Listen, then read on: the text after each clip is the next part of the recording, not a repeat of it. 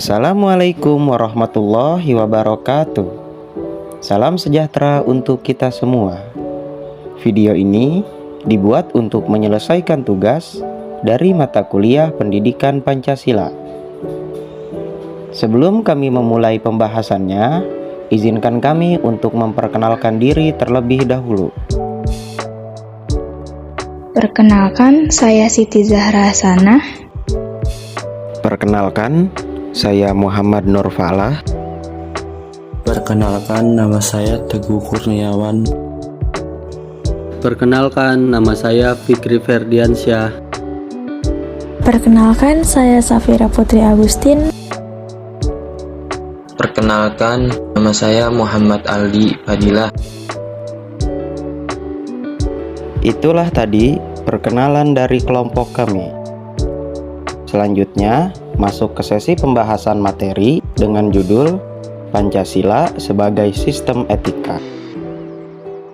Untuk poin yang pertama, kami akan menjelaskan mengenai konsep Pancasila sebagai sistem etika. Ada 3 poin yang akan kami bahas.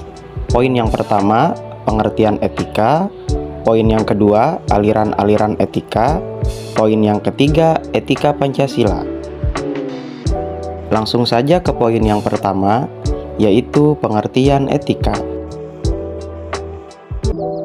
Di sini saya akan menjelaskan tentang pengertian etika.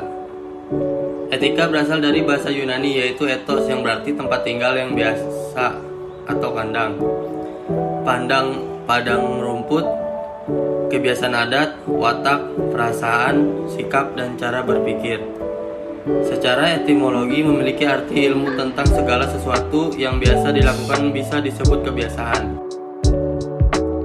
Selanjutnya ada aliran-aliran etika. Yang pertama ada aliran teologi, yaitu teori yang dilihat berdasarkan tujuan atau akibat dari perbuatan itu. Aliran teologi dibagi menjadi 2. Yang pertama ada egoisme etis, yang kedua ada utilitarianisme. Saya di sini akan menjelaskan tentang egoisme etis, yaitu suatu teori yang menyatakan bahwa semua tindakan hanyalah untuk mementingkan atau menunjang kehidupan atau kepentingan pribadi tanpa melihat kepentingan orang lain.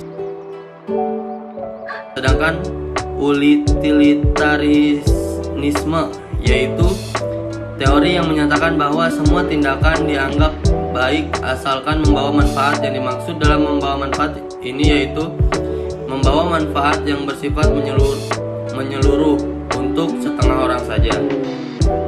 Selanjutnya ada etika Pancasila. Etika Pancasila merupakan cabang filsafat yang dijabarkan dari sila Pancasila untuk mengatur perilaku kehidupan. Pancasila sebagai sistem etika memiliki fungsi mengembangkan dimensi moralitas dalam individu sehingga memiliki sikap spiritual. Selain itu berfungsi sebagai moral guidance yang dapat diaktualisasikan ke dalam konkret yang melibatkan aspek kehidupan. Selanjutnya ada aliran deontologi, yaitu tindakan seseorang baik atau buruknya yang sesuai atau tidak sesuai dengan kewajibannya. Dan selanjutnya ada aliran keutamaan, yaitu sikap atau akhlak yang dimiliki oleh seseorang. Contoh dari aliran keutamaan ini adalah kebijaksanaan, keadilan, dan suka bekerja keras. Alasan diperlukan Pancasila sebagai sistem etika yaitu kesatu ada dekandensi moral, kedua ada kurang rasa kontribusi dalam pembangunan, ketiga ada kerusakan lingkungan, keempat ada korupsi merajalela, kelima ada pelanggaran HAM. Sumber sosiologis bangsa Indonesia sudah memiliki asas kultural yang melekat pada bangsa itu sendiri dan itu berbeda dengan bangsa lain. Dan hal ini dikuatkan oleh kutipan Bung Karno yang mengatakan bahwa nilai-nilai Pancasila digali dari bumi pertiwi Indonesia, yakni dari kehidupan sosiologis masyarakat Indonesia. Selanjutnya saya akan membahas dinamika dan tantangan Pancasila sebagai sistem etika. Dinamika dan tantangan Pancasila dibagi menjadi 3 periode, yaitu Orde Lama, Orde Baru, Era Reformasi.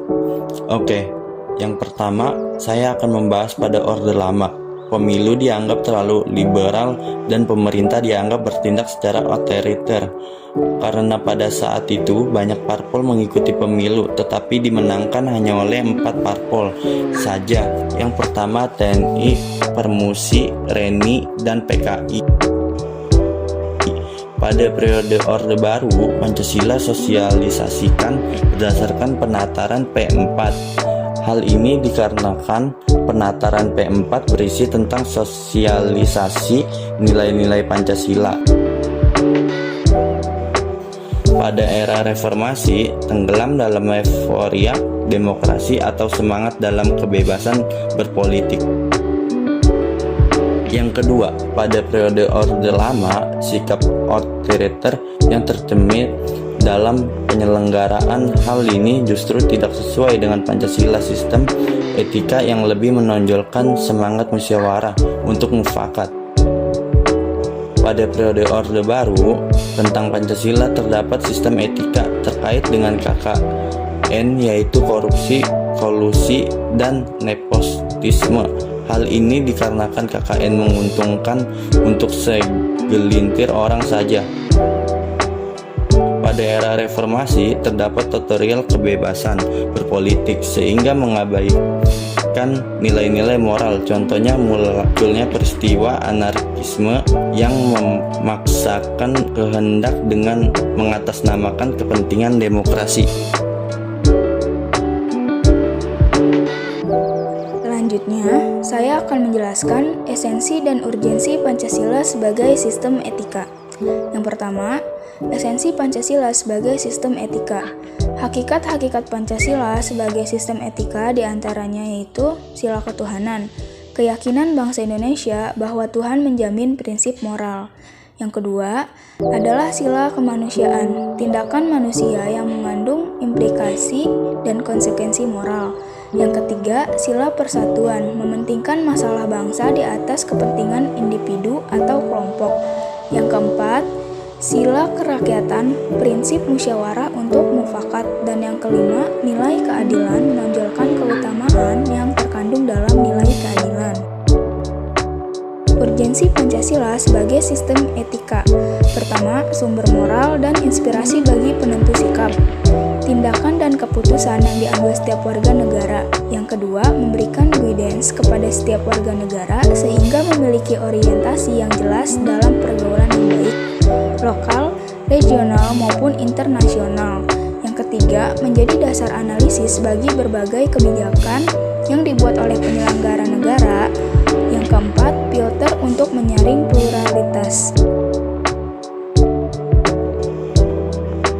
Pengertian dan pentingnya Pancasila sebagai sistem etika.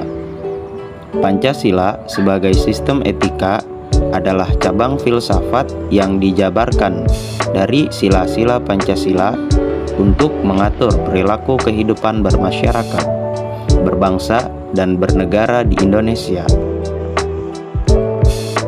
Oleh karena itu, di dalam etika Pancasila terkandung nilai-nilai ketuhanan, kemanusiaan, persatuan, kerakyatan, dan keadilan.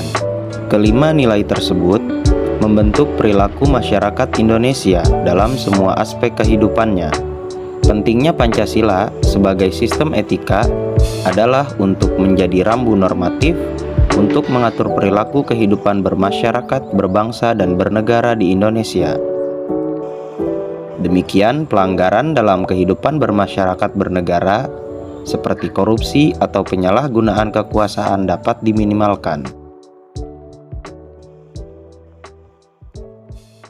Baik, mungkin hanya itu yang dapat kami sampaikan. Kurang lebihnya mohon maaf. Wabillahi taufiq wal hidayah.